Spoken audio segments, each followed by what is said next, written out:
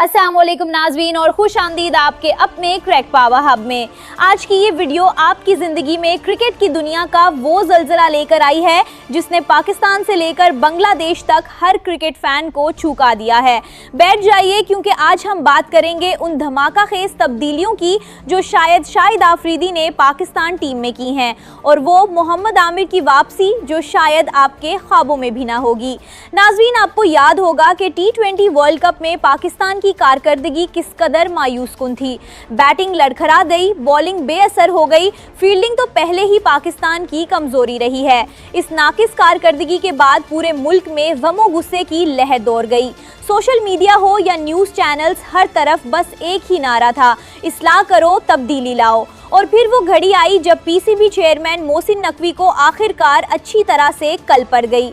हाँ नाजरीन, मोहसिन नकवी साहब को अंदाज़ा हो गया कि अब मज़ीद ताख़ीर नहीं हो सकती, अब फैसला कुन कदम उठाना होगा। चुनाचे लाहौर के पीसीबी हेडक्वार्टर्स में हंगामी मुशावरत हुई, तवील मीटिंगें हुई और आखिरकार वो फैसला किया गया जिसका इंतज़ार हर पाकिस्तानी को था। शाहिद आफरीदी को पाकिस्तान क्रिकेट टीम का नया हेड कोच मुकर्रर कर दिया गया। ये खबर जैसे ही अवाम में फैली, शायकीन की एक बड़ी तादाद ने खुशी का इजहार किया तो कुछ ने तशवीश भी जाहिर की, लेकिन शाहिद आफरीदी ने बतौर हेड कोच कदम रखते ही साबित कर दिया कि वो बूम बूम है और उनके फैसले भी बम की तरह धमाके करेंगे। और फिर वो हुआ कि पूरी क्रिकेट दुनिया हैरान रह गई। शाहिद आफरीदी ने अपने पहले ही इंटरव्यू में कह दिया कि मुझे पुराने चेहरे नहीं चाहिए, मुझे ऐसे खिलाड़ी चाहिए जो पागल हूँ, जो जुनूनी हूँ, जो मर मिटने को तैयार हूँ। और इस जुनून की तलाश में उन्होंने एक ऐसा कदम उठाया जिसकी किसी को तवक्को नहीं थी। उन्होंने मोहम्मद आमिर को एक ख़त लिखा, जी बिल्कुल, एक हकीकी ख़त। और वो ख़त जब आमिर तक पहुंचा तो जो कुछ हुआ वो सुनकर आपके होश उड़ जाएंगे। नाज़रीन, शाहिद अफरीदी ने अपने इस ख़त में लिखा था, मोहम्मद आमिर, अगर तुम क्रिकेट खेलना चाहते हो तो तुम खेल सकते हो, तुम्हें खुली इजाज़त है, वतन वापस आओ, अपना बैग उठाओ और मैदान में उतरो। ये ख़त मिलते ही मोहम्मद आमिर का रद्द अमल इंतहाई जज्बाती था। उन्होंने फ़ौरन मीडिया से बात करते हुए कहा, जी हम तैयार हैं, अगर कौम चाहती है, अगर कोच चाहते हैं तो मैं वापस आने के लिए हर लम्हा तैयार हूँ, मुझे कोई एतराज़ नहीं, मैं सिर्फ पाकिस्तान के लिए खेलना चाहता हूँ। ये सुनकर मोहम्मद आमिर के मद्दाहों में खुशी की लहर दौड़ गई। वो मद्दाह जो बरसों से आमिर की वापसी का इंतज़ार कर रहे थे, उनके लिए ये खबर किसी ईद से कम नहीं थी। लेकिन इस खुशी के साथ ही एक और खबर ने सबको चौंका दिया। शाहिद आफरीदी ने फैसला किया कि पुराने खंजर को तेज करने के साथ साथ नए सिपाहियों को भी मौका देना है। और फिर वो हुआ कि शाहीन शाह आफरीदी को टीम से बाहर कर दिया गया।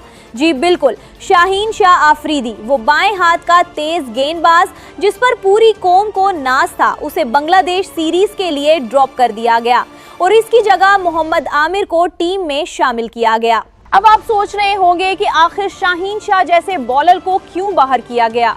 ज़राए के मुताबिक शाहीन की हालिया फॉर्म और फिटनेस पर शदीद सवालिया निशान थे। वो वर्ल्ड कप में अपनी बॉलिंग से कुछ खास असर नहीं छोड़ सके थे। दूसरी तरफ मोहम्मद आमिर ने हालिया डोमेस्टिक क्रिकेट में शानदार कारकर्दगी दिखाई थी और उनकी फिटनेस भी बेहतरीन थी। शायद आफरीदी को एक तजुर्बाकार और पुरजोश बॉलर की ज़रूरत थी जो नई बॉल से विकेटें निकाल सके। लेकिन इंतज़ार करें, ये तो सिर्फ शुरुआत थी, इससे भी बड़ी खबर अभी आना बाकी थी। जब बांग्लादेश के खिलाफ वनडे सीरीज के लिए टीम का ऐलान हुआ तो बाबर आजम का नाम कहीं नजर नहीं आया। जी बिल्कुल, पाकिस्तान क्रिकेट के इस सितारे को टीम से बाहर कर दिया गया।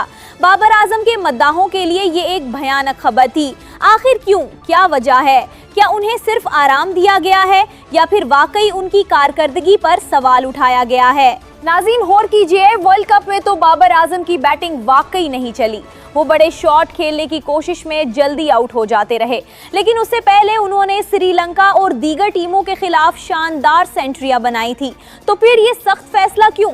शायद सेलेक्टर्स का ख्याल है कि बाबर को कुछ वक्त आराम की ज़रूरत है ताकि वो ताज़ा दम होकर वापस आएं, या फिर शायद शाहिद आफरीदी बेल्ट लगाने में यकीन रखते हैं और वो हर उस खिलाड़ी को सबक सिखाना चाहते हैं जो टीम की तवक्को पर पूरा नहीं उतरता। इस हवाले से खुद मोहम्मद आमिर ने भी सवाल उठाया है कि आखिर बाबर आजम को क्यों बाहर किया गया, क्या ये कारकर्दगी की बुनियाद पर हुआ या महज आराम के लिए? लेकिन फैसला तो फैसला होता है और अब ये फैसला हो चुका है। नाजरीन, अब मैं आपको इन 10 बड़ी और अनोखी तब्दीलियों के बारे में बताता हूं जो शायद आफरीदी ने इस सीरीज के लिए की हैं। यकीनन ये सुनकर आपके होश उड़ जाएंगे। पहली और सबसे बड़ी तब्दीली तो ये है कि मोहम्मद आमिर की शानदार वापसी हुई है। वो बॉलर जिस पर कभी फिक्सिंग का इल्जाम लगा, जिस पर पाबंदी लगी, वो ऑपरेशन के बाद दोबारा कौमी टीम का हिस्सा बन गया है। दूसरी तब्दीली ये है कि शाहीन शाह आफरीदी को ड्रॉप कर दिया गया है। ये फैसला इतना हैरानकुन था कि शाहीन खुद भी इस पर यकीन नहीं कर पाए। उनके चेहरे पर मायूसी साफ देखी जा सकती थी। तीसरी तब्दीली बाबर आजम का बाहर होना है। पाकिस्तान क्रिकेट के बैटिंग स्टॉलर्ट को पहली बार किसी सीरीज से आराम दिया गया है। चौथी तब्दीली अब्दुल समद की वापसी है। ये नौजवान ऑलराउंडर इंजरी की वजह से बाहर था लेकिन अब वापस आ रहा है। पांचवी तब्दीली मोहम्मद रिजवान को मजीद जिम्मेदारी देना है। इतलात है कि उन्हें नायब कैप्टन बना दिया गया है और वो विकेट कीपिंग समेत बैटिंग का भी बोझ उठाएंगे।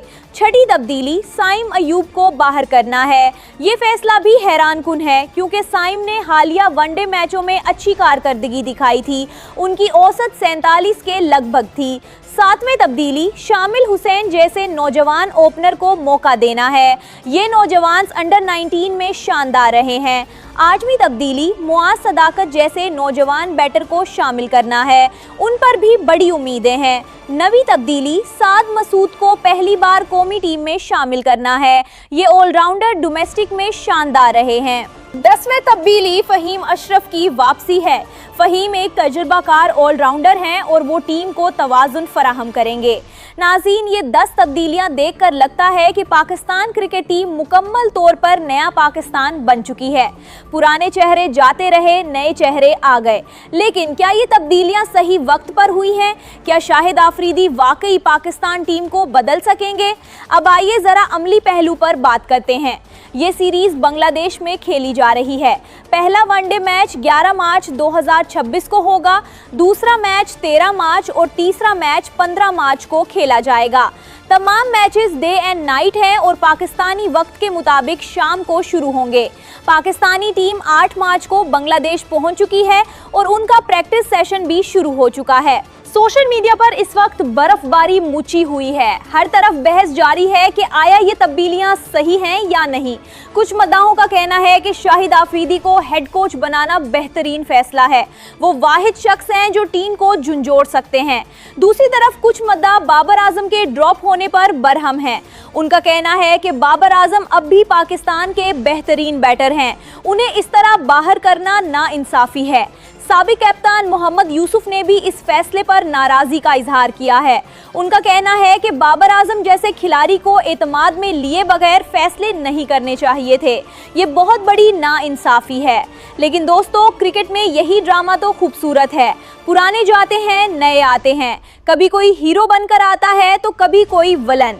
मोहम्मद आमिर की वापसी ने पुराने फैंस को झुंझोड़ कर रख दिया है। वो फैंस जो कभी आमिर की गेंदों पर पागल हुआ करते थे, वो आज फिर से पुरजोश हैं। नाज़रीन, अब सवाल ये है कि क्या मोहम्मद आमिर अपनी वापसी पर मनवाने में कामयाब होंगे? क्या वो वही पुरानी बॉलिंग कर सकेंगे जिसकी वजह से वो मशहूर हुए थे? और क्या शाहीन शाह को बाहर करना सही फैसला है? शायद आने वाले दिन हमें जवाब देंगे। लेकिन एक बात तो तय है कि शाहिद आफरीदी ने अपने पहले ही दिन साबित कर दिया कि वो कोई रियायत नहीं बरतते। उनके लिए टीम सबसे अहम है, इनफिरादी खिलाड़ी नहीं। यही जज्बा पाकिस्तान क्रिकेट को दरकार था। आखिर में मैं आपसे गुजारिश करूंगा कि आप हमें बताएं कि आपको ये तब्दीलियां कैसी लगें। क्या आप मोहम्मद आमिर की वापसी के हक में हैं? क्या बाबर आजम को बाहर बैठना चाहिए था? और शाहीन शाह का ड्रॉप होना कहीं ये बहुत ज़्यादा तो नहीं? अपनी कीमती राय का इजहार कमेंट बॉक्स में ज़रूर करें। मैं खुद आपके कमेंट्स पढ़ूंगी और जवाब दूंगी। याद रखें, आपकी राय हमारे लिए कीमती है। अगर ये वीडियो आपको पसंद आई हो और आप इस तरह की क्रिकेट की हर अपडेट सबसे पहले हासिल करना चाहते हैं तो लाइक बटन को ज़रूर दबाएं और हमारे YouTube channel cricket power hub को सब्सक्राइब कर लें। साथ में बेल आइकन को भी दबा दें ताकि अगली वीडियो की नोटिफिकेशन फ़ौरन मिल जाए। अल्लाह हाफिज़। पाकिस्तान पाकिस्तान, शाहिद आफरीदी जिंदाबाद।